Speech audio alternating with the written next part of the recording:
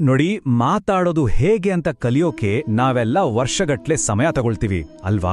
ಆದ್ರೆ ನಮ್ಮ ಜೀವನದಲ್ಲಿ ಬರೋ ಅರ್ಧಕ್ಕರ್ಧ ಸಮಸ್ಯೆಗಳಿಗೆ ಕಾರಣ ಏನ್ ಗೊತ್ತಾ?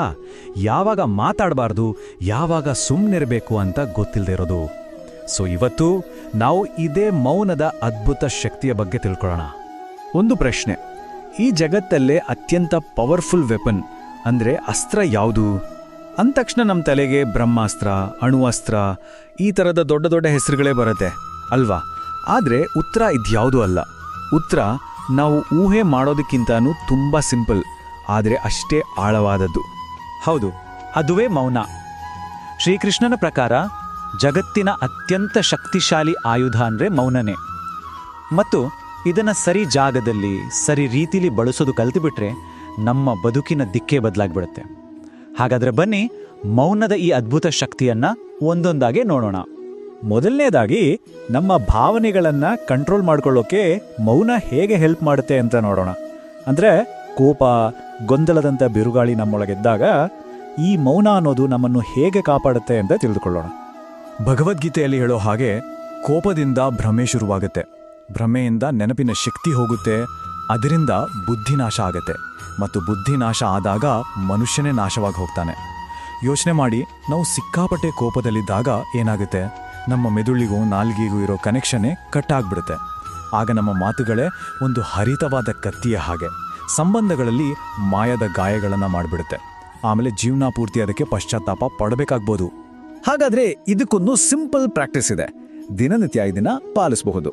ಮಾತಾಡೋ ಮುಂಚೆ ಒಂದು ಕ್ಷಣ ನಿಲ್ಲಬೇಕು, ಆಳವಾಗಿ ಉಸಿರಾಡಬೇಕು. ಆ ಕ್ಷಣದ ಆವೇಗ, ಆ ಅರ್ಜೆನ್ಸಿ ಇದೆಯಲ್ಲ, ಅದು ಪಾಸ್ ಆಳೋಕೆ ಬಿಡಬೇಕು. ಆಮೇಲೆ ಸ್ಪಷ್ಟ ಮನಸ್ಸಿನಿಂದ ಪ್ರತಿಕ್ರಿಯಿಸಬೇಕು. ನೋಡಿ, ಇಲ್ಲಿ ಮೌನ ಅಂದ್ರೆ ಸುಮ್ಮನೆ ಇರೋದಲ್ಲ, ಬದಲಿಗೆ ಇದು ಪ್ರಜ್ಞಾಪೂರ್ವಕವಾಗಿ ನಾವು ತಗೊಳ್ಳೋ ಒಂದು ಪವರ್ಫುಲ್ ನಿರ್ಧಾರ. ಬರೀ ಮಾತು ನಿಲ್ಲಿಸೋದಲ್ಲ, ನಮ್ಮೊಳಗಿನ ಇಮೋಷನಲ್ ಬಿರುಗಾಳಿಯನ್ನೇ ಶಾಂತಗೊಳಿಸೋ ಒಂದು ಪ್ರಾಸೆಸ್ ಇದು. ಇದಕ್ಕೊಂದು ಬೆಸ್ಟ್ ಎಕ್ಸಾಂಪಲ್ ಅಂದ್ರೆ, ಕೌರವರ ಸಭೆಯಲ್ಲಿ ಕೃಷ್ಣನನ್ನ ಅವಮಾನ ಮಾಡಲಾಗುತ್ತೆ, ನೆನ್ಪಿದ್ಯಾ? ಆವಾಗ ಮನಸ್ಸು ಮಾಡಿದ್ರೆ ಕೃಷ್ಣ ಇಡೀ ಸಭೆನೇ ನಾಶ ಮಾಡ್ಬೋದಿತ್ತು, ಅಷ್ಟು ಶಕ್ತಿ ಅವನಿಗಿತ್ತು. ಆದರೆ ಆತ ಏನ್ ಮಾಡ್ದ? ಒಂದು ಸಣ್ಣ ಮುಗುಳ್ನಗುವಿನೊಂದಿಗೆ ಸುಮ್ಮನಿದ್ದ. ಕೃಷ್ಣನ ಆ ಮೌನವೇ ಅವನ ಅತಿ ದೊಡ್ಡ ಶಕ್ತಿಯಾಗಿತ್ತು. ನೋಡಿ, ಇದು ನಮ್ಮ ಘನತೆಯನ್ನ ಕಾಪಾಡೋದು ಮಾತ್ರ ಅಲ್ಲ, ನಮ್ಮನ್ನ ಟೀಕೆ ಮಾಡೋರ ಮಾತಿಗಳಿಗೆ ಕವಡೆ ಕಾಸಿನ ಕಿಮ್ಮತ್ತಿಲ್ಲ ಅಂತ ಇಡೀ ಜಗತ್ತಿಗೆ ತೋರಿಸ್ಕೊಡತ್ತೆ. ಸರಿ, ಮನಸ್ಸು ಪೂರ್ತಿ ಅಲ್ಲೋಲ ಕಲ್ಲೋಲ ಆಗಿದ್ದಾಗ, ಅಂದ್ರೆ ಇಮೋಷನ್ಸ್ ಬಿರುಗಾಳಿ ಥರ ಇದ್ದಾಗ ಕ್ಲಿಯರ್ ಆಗಿ ಒಂದು ನಿರ್ಧಾರ ತಗೊಳ್ಳೋದು ಹೇಗೆ ಸಾಧ್ಯ? ಇದಕ್ಕೆ ಉತ್ತರ ಇದೆಯಾ? ಇದನ್ನ ಅರ್ಥ ಮಾಡ್ಕೊಳ್ಳೋಕೆ ಒಂದು ಅದ್ಭುತವಾದ ಹೋಲಿಕೆ ಇದೆ. ನಮ್ಮ ಮನಸ್ಸು ಕಲಕಿದ ಕೆಸರು ನೀರಿನ ಹಾಗೆ. ನೀರು ಕಲಕಿದ್ದಾಗ ಅದರಲ್ಲಿ ನಮ್ಮ ಪ್ರತಿಬಿಂಬ ಸ್ಪಷ್ಟವಾಗಿ ಕಾಣಿಸ್ತಾ ಇಲ್ಲ ಅಲ್ವಾ? ಅದಕ್ಕೆ ಮೊದಲು ಆ ಕೆಸರು ಕೆಳಗೆ ಕೂರಬೇಕು. ಮೌನ ಅನ್ನೋದು ಆ ಕೆಸರು ಕೆಳಗೆ ಕೂರೋ ಹಾಗೆ ಮಾಡುತ್ತೆ. ಇದೇ ಕಾರಣಕ್ಕೆ ಹೇಳ್ತಾರೆ, ತುಂಬಾ ಖುಷಿಯಲ್ಲಿದ್ದಾಗ ಪ್ರಾಮಿಸ್ ಮಾಡಬಾರ್ದು, ತುಂಬಾ ಕೋಪದಲ್ಲಿದ್ದಾಗ ಡಿಸಿಷನ್ ತಗೊಳ್ಬಾರ್ದು ಅಂತ. ಮನಸ್ಸು ಶಾಂತವಾಗೋಕೆ ಮೌನ ಅನ್ನೋ ಸಮಯ ಬೇಕೇ ಬೇಕು. ಆಗಲೇ ಸತ್ಯದ ಸ್ಪಷ್ಟ ಚಿತ್ರಣ ನಮಗೆ ಕಾಣೋದು. ಸರಿ, ಇದು ನಮ್ಮೊಳಗಿನ ಪ್ರಪಂಚದ ಬಗ್ಗೆ ಆಯಿತು. ಈಗ ಹೊರ ಜಗತ್ತಿಗೆ ಬರೋಣ. ಅಂದರೆ ಕಷ್ಟಕರವಾದ ಮಾತುಕತೆಗಳಲ್ಲಿ ಈ ಮೌನ ನಮಗೆ ಜ್ಞಾನ ಮತ್ತು ಗೌರವವನ್ನು ಹೇಗೆ ತಂದುಕೊಡುತ್ತೆ ಅಂತ ನೋಡೋಣ. ಒಂದು ಮಾತು ಕೇಳಿರ್ತೀರಲ್ವಾ, ಅರ್ಧ ತುಂಬಿದ ಕೊಡ ಜಾಸ್ತಿ ಸದ್ದು ಮಾಡುತ್ತೆ ಅಂತ. ಅದೇ ತುಂಬಿದ ಕೊಡ ಗಂಭೀರವಾಗಿ ಸ್ಥಿರವಾಗಿರುತ್ತೆ. ಅರ್ಧ ಜ್ಞಾನ ಇರೋರು ಅದನ್ನೇ ಪ್ರದರ್ಶನ ಮಾಡೋಕೆ ಹೊರಡ್ತಾರೆ.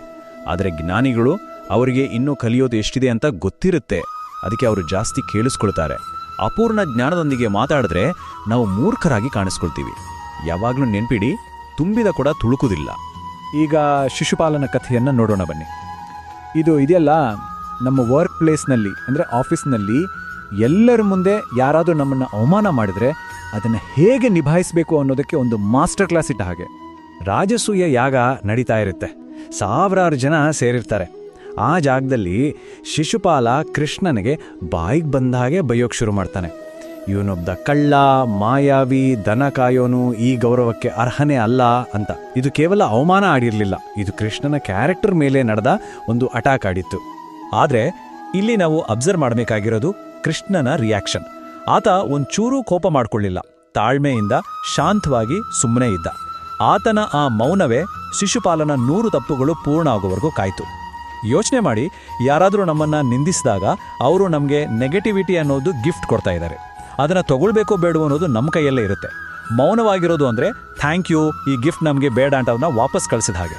ಈ ಕಥೆಯಿಂದ ಇವತ್ತಿನ ನಮ್ಮ ಆಫೀಸ್ ಲೈಫ್ಗೆ ಕಲಿಯೋದು ತುಂಬಾನೇ ಇದೆ. ಮೌನವಾಗಿರೋದ್ರಿಂದ ನಮ್ಮ ಅಧಿಕಾರ, ನಮ್ಮ ಅಥಾರಿಟಿ ಹಾಗೇ ಉಳಿಯುತ್ತೆ. ನಮ್ಮ ಇಮೋಷನಲ್ ಸ್ಟ್ರೆಂತ್ ಎಷ್ಟಿದೆ ಅಂತ ತೋರಿಸುತ್ತೆ. ಮುಖ್ಯವಾಗಿ ನಮ್ಮನ್ನ ಕೆಣಕೋರಿಗೆ ಅವರಿಗೆ ಬೇಕಾದ ರಿಯಾಕ್ಷನ್ ಸಿಗಲ್ಲ. ಆಗ ಅವರ ನೆಗೆಟಿವಿಟಿಯೇ ಎಲ್ಲರ ಮುಂದೆ ಬಯಲಾಗತ್ತೆ. ಸೊ ನೆನಪಿಡಿ, ಮೌನ ಅಂದ್ರೆ ಸೋಲಲ್ಲ, ಅದು ನಮ್ಮ ಇಮೋಷನಲ್ ಮೆಚುರಿಟಿ ಮತ್ತು ಅಂತರಾತ್ಮದ ಗೆಲುವು. ಇನ್ನೊಂದು ಸಂದರ್ಭ, ಕೃಷ್ಣ ಶಾಂತಿಗಾಗಿ ದುರ್ಯೋಧನನ ಸಭೆಗೆ ಹೋಗ್ತಾನೆ. ಆದರೆ ದುರ್ಯೋಧನ ಅವನ ಮಾತುಗಳನ್ನು ಕೇಳಿಸ್ಕೊಳ್ಳೋದೇ ಇಲ್ಲ, ಹೀಯಾಳಿಸ್ತಾನೆ. ಆಗ ಕೃಷ್ಣ ವಾದ ಮಾಡ್ತಾ ಕೂರ್ಲಿಲ್ಲ, ಸುಮ್ಮನಾದ. ಯಾಕಂದ್ರೆ ನಮ್ಮ ಮಾತಿಗೆ ಬೆಲೆನೇ ಇಲ್ಲ ಅನ್ನೋ ಜಾಗದಲ್ಲಿ ಮಾತಾಡಿ ಏನ್ ಪ್ರಯೋಜನ? ಅದು ಬೀದಿಯಲ್ಲಿ ಮುತ್ತು ಎಸೆದ ಮಾಗೆ ಅಲ್ವಾ? ಅಂಥ ಸಮಯದಲ್ಲಿ ಮೌನವೇ ನಮ್ಮ ಸೆಲ್ಫ್ ರೆಸ್ಪೆಕ್ಟ್ ಕಾಪಾಡೋ ಶೀಲ್ಡ್ ಇದ್ದ ಹಾಗೆ. ಇನ್ನೊಂದು ಮುಖ್ಯವಾದ ವಿಷಯ, ಗಾಸಿಪ್, ಚಾಡಿ ಮಾತು ಅನ್ನೋದು ಬೆಂಕಿ ಇದ್ದ ಹಾಗೆ. ಅದಕ್ಕೆ ತುಪ್ಪ ಸುರಿಬಾರ್ದು. ಅದರಲ್ಲಿ ನಾವು ಭಾಗಿಯಾದಷ್ಟು ನಮ್ಮ ಕ್ಯಾರೆಕ್ಟರ್ ಡೌನ್ ಆಗುತ್ತೆ, ಮನಸ್ಸು ಹಾಳಾಗುತ್ತೆ. ಸೊ ಯಾರಾದರೂ ಗಾಸಿಪ್ ಶುರು ಮಾಡಿದ್ರೆ ಅಲ್ಲಿಂದ ದೂರ ಇರೋದು ಅಥವಾ ಸುಮ್ಮನಿರೋದು ಬೆಸ್ಟ್. ಅದು ನಾನು ಈ ನೆಗೆಟಿವಿಟಿಯ ಭಾಗ ಆಗಲ್ಲ ಅಂತ ಕೊಡೋ ಒಂದು ಪವರ್ಫುಲ್ ಮೆಸೇಜ್. ಸರಿ, ಈಗ 3ನೇ ಭಾಗಕ್ಕೆ ಬರೋಣ. ಲಾಂಗ್ ಟರ್ಮ್ ಸಕ್ಸಸ್ಗೆ ಮೌನ ಹೇಗೆ ಮುಖ್ಯ ಆಗುತ್ತೆ ಅಂತ ನೋಡೋಣ. ಅಂದರೆ ನಮ್ಮ ಗುರಿ ಸಾಧನೆಯ ದಾರಿಯಲ್ಲಿ ಮೌನ ಹೇಗೆ ನಮ್ಮ ಬೆಸ್ಟ್ ಫ್ರೆಂಡ್ ಆಗಬಹುದು ಅಂತ. ಇದನ್ನ ಅರ್ಥ ಮಾಡ್ಕೊಳ್ಳೋಕ್ಕೆ ಒಂದು ಸುಂದರವಾದ ಹೋಲಿಕೆ ಇದೆ. ಆಳವಿಲ್ಲದ ತೊರೆ, ಹಳ್ಳ ಎಲ್ಲ ಶಬ್ದ ಮಾಡ್ತಾ ಹರಿಯುತ್ತೆ, ಆದರೆ ಆಳವಾದ ಸಮುದ್ರ ಯಾವಾಗಲೂ ಸೈಲೆಂಟ್ ಆಗಿರುತ್ತೆ. ನಮ್ಮ ಕೆಲಸನೂ ಹಾಗೇನೆ ಡೀಪ್ ಆಗಿರಬೇಕು. ನಮ್ಮ ಗುರಿಗಳ ಬಗ್ಗೆ ಎಲ್ಲರ ಹತ್ರ ಡಂಗೂರ ಸಾರೋ ಬದಲು ಮೌನವಾಗಿ ಅದರ ಮೇಲೆ ಕೆಲಸ ಮಾಡಬೇಕು. ನಮ್ಮ ಕೆಲಸ ಸದ್ದು ಮಾಡಬೇಕು, ನಾವಲ್ಲ. ಗೀತೆಯಲ್ಲಿ ಹೇಳಿದಾಗೆ ನಮ್ಮ ಅಧಿಕಾರ ಇರೋದು ಕೆಲಸದ ಮೇಲೆ ಮಾತ್ರ, ಅದರ ಫಲದ ಮೇಲಲ್ಲ. ನಮ್ಮ ಪ್ಲಾನ್ಗಳಿದೆಯಲ್ಲ, ಅದು ಒಂದು ಚಿಕ್ಕ ಗಿಡದಾಗೆ, ಅದಕ್ಕೆ ರಕ್ಷಣೆ ಬೇಕು. ಎಲ್ಲರ ಹತ್ರ ಹೇಳ್ಕೊಂಡು ಹೋದ್ರೆ ಕೆಲವರು ಹೊಟ್ಟೆ ಕಿಚ್ಚಿನಿಂದ ಅದು ಬೆಳೆಯೋ ಮೊದಲೇ ನಾಶ ಆಗ್ಬೋದು. ಸೊ ಸೈಲೆಂಟಾಗಿ ಕೆಲಸ ಮಾಡಿ. ನಿಮ್ಮ ಯಶಸ್ಸು ಒಂದು ದೊಡ್ಡ ಮರವಾಗಿ ಬೆಳೆದಾಗ ಅದರ ಫಲವೇ ಜಗತ್ತಿಗೆ ಉತ್ತರ ಕೊಡುತ್ತೆ. ಇನ್ನು ಕೊನೆಯ ಮತ್ತು ಅತಿ ಆಳವಾದ ವಿಷಯ, ಆಂತರಿಕ ಮೌನದ ಶಕ್ತಿ. ಇದು ಬರೀ ಮಾತು ನಿಲ್ಲಿಸೋದಲ್ಲ, ಇದು ನಮ್ಮೊಳಗಿನ ಒಂದು ಪಯಣ. ಬನ್ನಿ ಈ ಅದ್ಭುತ ಕಾನ್ಸೆಪ್ಟ್ ಬಗ್ಗೆ ತಿಳಿದುಕೊಳ್ಳೋಣ. ಮೌನ ಸಂಸ್ಕೃತದಲ್ಲಿ ಇದರ ಅರ್ಥ ಕೇವಲ ಮಾತಾಡದೇ ಇರೋದಲ್ಲ.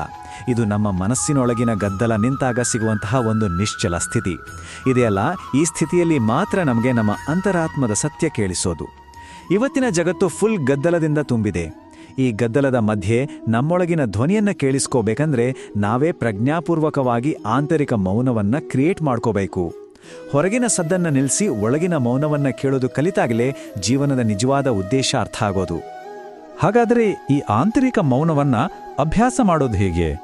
ಒಂದು ಸಿಂಪಲ್ ಟೆಕ್ನಿಕ್ ಇದೆ. ಪ್ರತಿದಿನ ಒಂದು 10 ನಿಮಿಷ ಶಾಂತವಾದ ಜಾಗದಲ್ಲಿ ಕೂತ್ಕೊಳ್ಳಿ. ಫೋನು, ಟಿವಿ ಎಲ್ಲವನ್ನೂ ದೂರ ಇಡಿ. ಕಣ್ಣು ಮುಚ್ಚಿ ನಿಮ್ಮ ತಲೆಯಲ್ಲಿ ಬರೋ ಯೋಚನೆಗಳನ್ನು ಸುಮ್ಮನೆ ಗಮನಿಸಿ. ಅದರಲ್ಲಿ ಕಳೆದು ಹೋಗಬೇಡಿ. ಜಸ್ಟ್ ಒಬ್ಬ ಸಾಕ್ಷಿ ಥರ ನೋಡಿ. ಆ ಯೋಚನೆಗಳ ಗದ್ದಲದ ಆಚೆ ಇರೋ ಆಳವಾದ ಶಾಂತಿಯನ್ನ ಅನುಭವಿಸೋಕೆ ಟ್ರೈ ಮಾಡಿ. ಈ ಅಭ್ಯಾಸ ನಮ್ಮನ್ನ ನಮ್ಮ ನಿಜವಾದ ಸ್ವರೂಪಕ್ಕೆ ಹತ್ರ ತರುತ್ತೆ. ಈ ಆಂತರಿಕ ಶಾಂತಿಯಲ್ಲೇ ನಿಜವಾದ ಶಕ್ತಿ ಅಡಗಿದೆ. ಒಂದು ಅದ್ಭುತವಾದ ಮಾತು ಇದೆ, ಮಾತು ನಮ್ಮನ್ನು ಜಗತ್ತಿಗೆ ಪರಿಚಯಿಸಿದರೆ ಮೌನ ನಮ್ಮನ್ನು ನಮಗೆ ಪರಿಚಯಿಸುತ್ತೆ. ಹಾಗಾದರೆ ಇವತ್ತಿಂದಲೇ ಮೌನದ ಈ ಶಕ್ತಿಯನ್ನ ನಮ್ಮ ಜೀವನದಲ್ಲಿ ಅಳವಡಿಸ್ಕೊಳ್ಳೋಣ. ಏನು ಹೇಳ್ತೀರಾ? ಕಡಿಮೆ ಮಾತಾಡೋಣ, ಹೆಚ್ಚು ಕೇಳಿಸ್ಕೊಳ್ಳೋಣ, ನಮ್ಮೊಳಗಿನ ಪ್ರಪಂಚವನ್ನ ಅನ್ವೇಷಣೆ ಮಾಡೋಣ. ಶ್ರೀಕೃಷ್ಣನ ಈ ಮೌನದ ಮಂತ್ರ ನಮ್ಮೆಲ್ಲರ ಬದುಕಲ್ಲೂ ಶಾಂತಿ, ಸ್ಪಷ್ಟತೆ ಮತ್ತು ಯಶಸ್ಸನ್ನ ತರಲಿ.